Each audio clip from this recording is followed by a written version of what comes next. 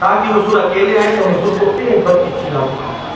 جابر آئے حضور آقا آپ کو دعوت ہے. یا رسول اللہ آپ کی دعوت ہے.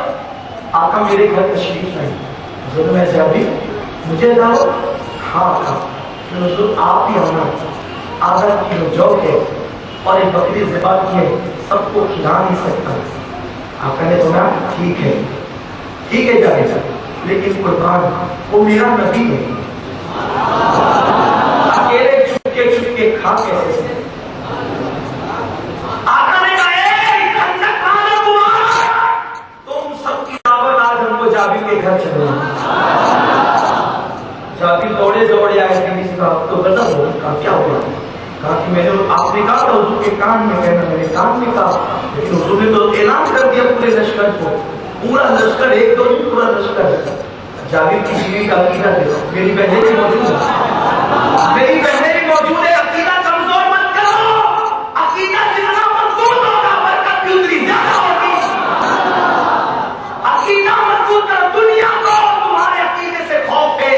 عقیدہ وہ رکھو جو صحابیات کا عقیدہ تھا. میری بہنوں عقیدہ مضبوط کرو. دنیا کے چکر میں مت پڑو. یہودی تہذیب تمہیں کہیں لے جانا چاہتی ہے, وہاں نہ جانا. حسین کی راہ پہ چلنا, شہزادوں کی راہ پہ چلنا, زینب کی راہ پہ چلنا. جابر کی بیوی نے کہا تم نے کان میں کہا تھا حضور کو؟ ہاں میں نے کان میں کہا تھا. حضور کو تیسری دعوت دی تھی؟ ہاں. کہا کوئی بات نہیں, اب کوئی فکر کی بات نہیں. ہم نے نبی کو دعوت دی ہے, نبی کو کھلانا ہماری ذمہ داری ہے. اور نبی نے لشکر کو دعوت دی ہے, لشکر کو کھلانا ہماری ذمہ داری نہیں ہے, نبی کی ذمہ داری ہے. یہ ہے صحابہ کا عقیدہ, یہ صحابہ کا نظریہ, صحابیات کا نظریہ. قربان انہوں نے کسی مدرسے میں نہیں پڑھا تھا, انہوں نے مصطفیٰ کی نگاہوں سے لیا تھا. انہوں نے مصطفیٰ کریم کی تربیت سے حاصل کیا تھا. آقا آ گئے, کھانا تیار ہو گیا. حضور نے کیا کیا؟ اپنا دعا دیا تھا, آٹے میں ڈال دو, ہانڈی میں ڈالے. ڈال کیا کیا ڈالا گیا؟ دعا.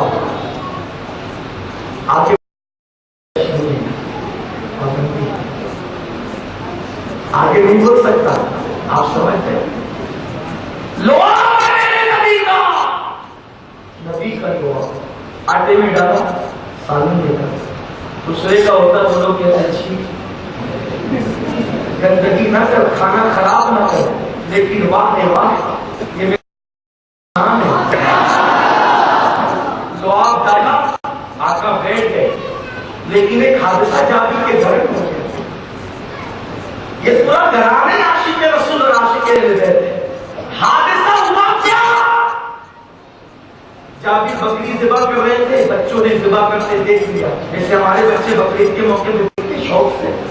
لیکن جابر دعوت دینے نکلے, بڑے بھائی نے چھری لی, چھوٹے بھائی کی گردن پہ چلا دی ابا کے طریقے پر. بچہ قتل ہو, چھوٹا بھائی قتل. گھبراہٹ کے مارے یہ نیچے گرا, دونوں مر گئے.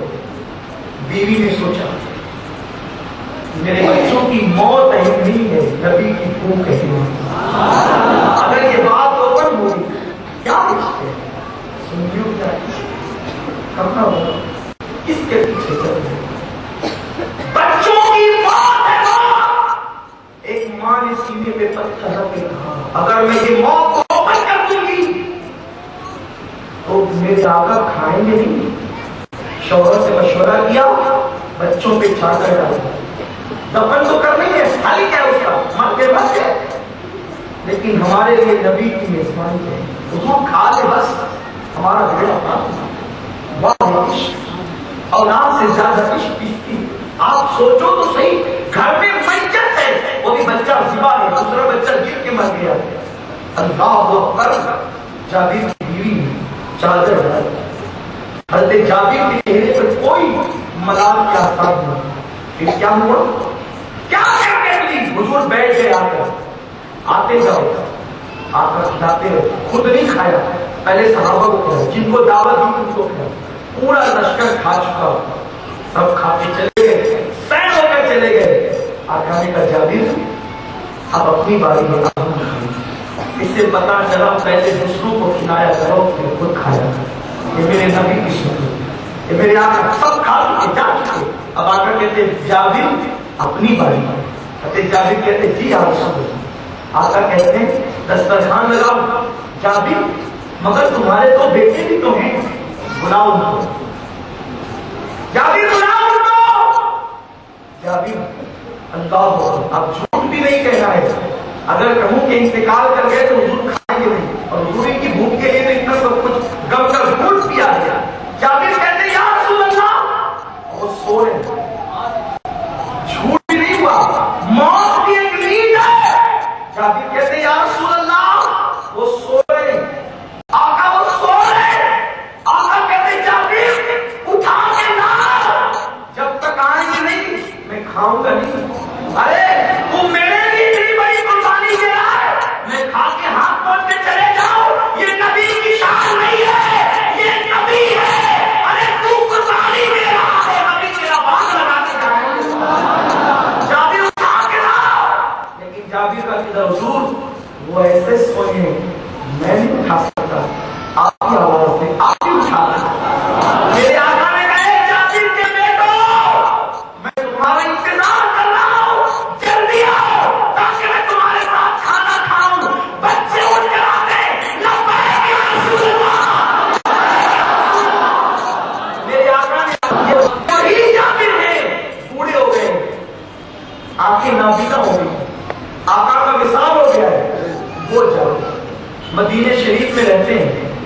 حضرت امام باقر کی عمر 8 سال ہے، جابر صحابی، حضور کے پیچھے کے نمازی، حضور کے شاگرد، قرآن کے قاری حضور سے، حافظ قرآن حضور سے، علم دین حضور سے لیا سب کچھ۔ امام باقر نے حضور کو دیکھا نہیں، امام باقر کے والد نے بھی نہیں دیکھا۔ باقر کی عمر، امام باقر کی عمر صرف 8 سال کی ہے۔ جب پتا چلا کہ جابر، حضرت جابر کہتے ہیں، جابر کو شاگردوں نے کہا حضور امام باقر ہمارے محلے میں آئے ہیں۔ حضرت جابر نے کہا اچھا باقر آئے ہیں، وہ جناب علی کے فرزند، امام صلی اللہ علیہ وسلم کا نام بھی علی ہے، اچھا جناب علی کے فرزند باقر، ہاں وہ باقر آئے ہیں، ملنے آنا چاہتے ہیں، کیا اجازت ہے؟ امام باقر 8 سال کے ہیں، اب جابر خود سے ملنے کے جانے کی اجازت مانگ رہے ہیں، لیکن وہاں امام باقر نے کہا وہ کیوں آئے، میں جاؤں گا اس سے ملنے۔ امام باقر آئے، شاگردوں نے کہا حضور ہم نے اس سے اجازت لینی تھی، لیکن آقا وہ تو خود چل کر کے چلے آئے۔ ہم کہتے وہ آ گئے، اب تم نے مجھے خبر نہیں دی۔ ارے اگر وہ نکل گئے اپنے گھر سے اسی وقت تم مجھے خبر دے دے تو میں ان کے استقبال کے لیے اپنے دروازے پر آ کر کے کھڑا ہو جاتا، کیونکہ وہ اٹھ کر کھڑے ہوتے تو میرے لیے اٹھ کر کے کھڑے ہونا لازم تھا، واجب تھا، ضروری تھا۔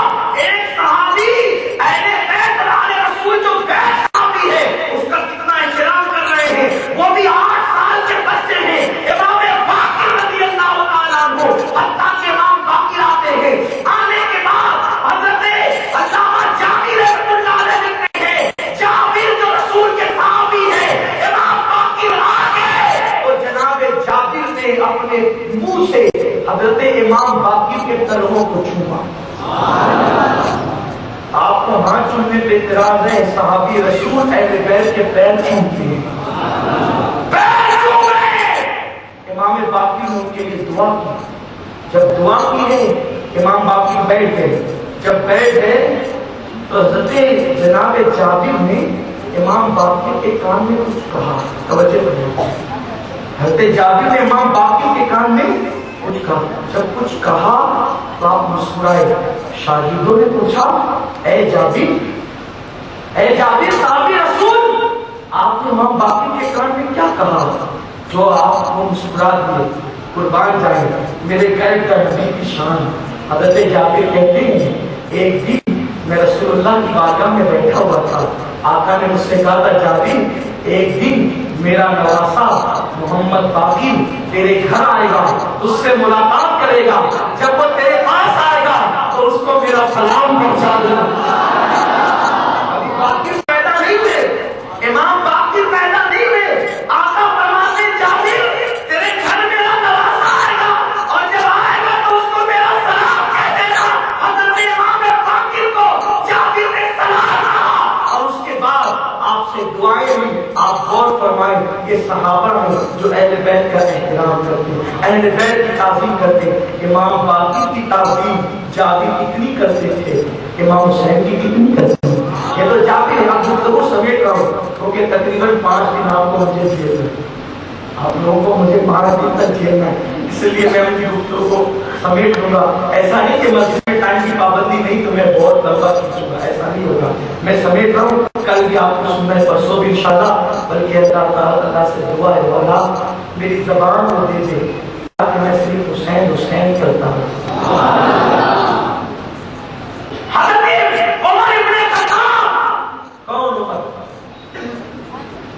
میں چلاتا ہوں تو شاید آپ کو تکلیف ہوتی ہوگی، یعنی آپ کو ہو سکتا ہے شیطان کو ہوتی ہوگی.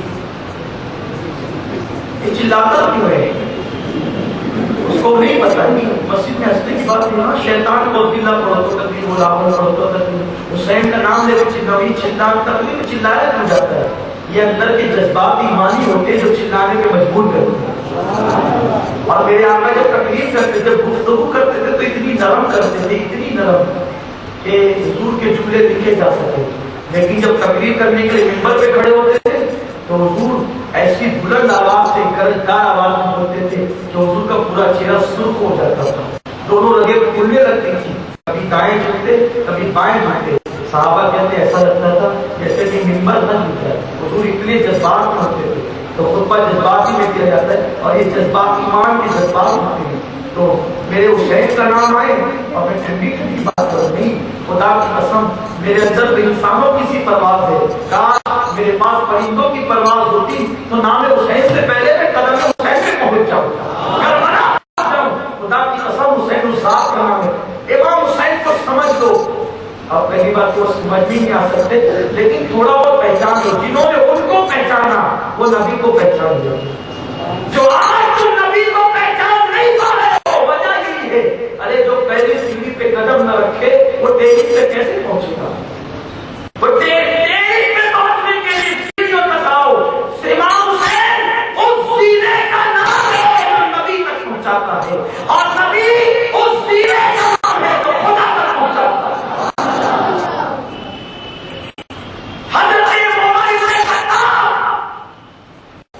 ایک دن مسجد نبوی شریف کے اندر مال غنیمت آیا. مال غنیمت میں بہت اچھی اچھی چیزیں، شوقین بہت تھے.